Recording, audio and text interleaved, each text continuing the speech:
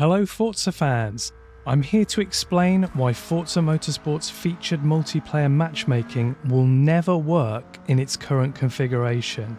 That's right, unless quite a large change in format is developed by Turn 10, it can never work, and I'll show you why in approximately the next 4 minutes. I know what you're thinking.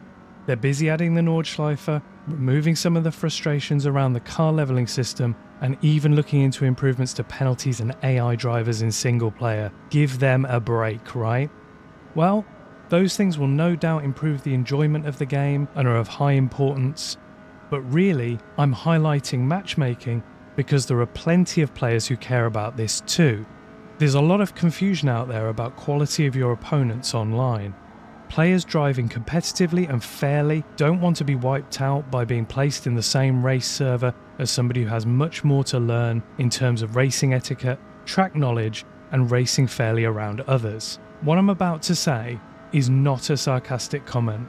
The current race servers would need to be able to see about 30 minutes into the future to work properly. Seriously, they would need to know in advance how many total players are going to sign up and what driver rating they're going to have, as that's the primary factor in matchmaking players online. Sound crazy? It does kinda, yeah, but I can show my working out. Here's my ratings, but there are some pretty big question marks over your opponents when signing up for an online race.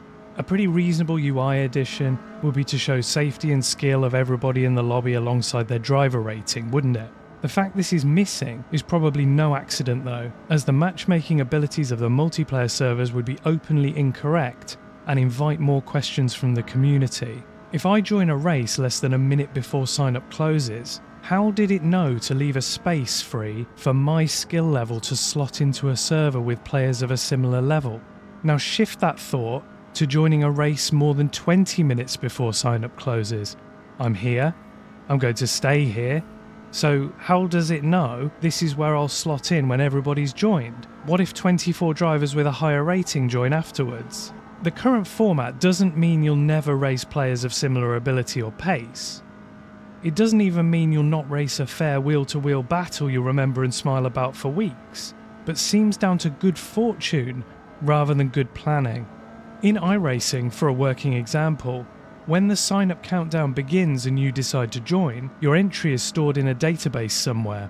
You can then enter a practice server if you like, or just go and brew up a cup of tea before the clock hits 0.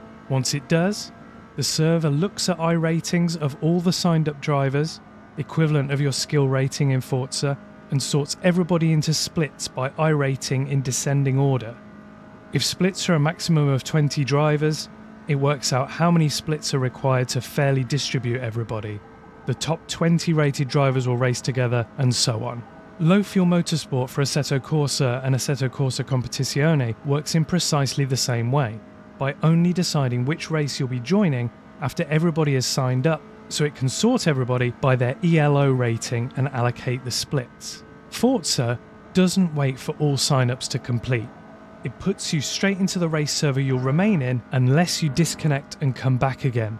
So, the reason why matchmaking doesn't work, and will never work in this format, is because there's no waiting room to organise all players by skill rating before qualifying and the race starts. It wouldn't be a quick fix to change it, I'm sure of that.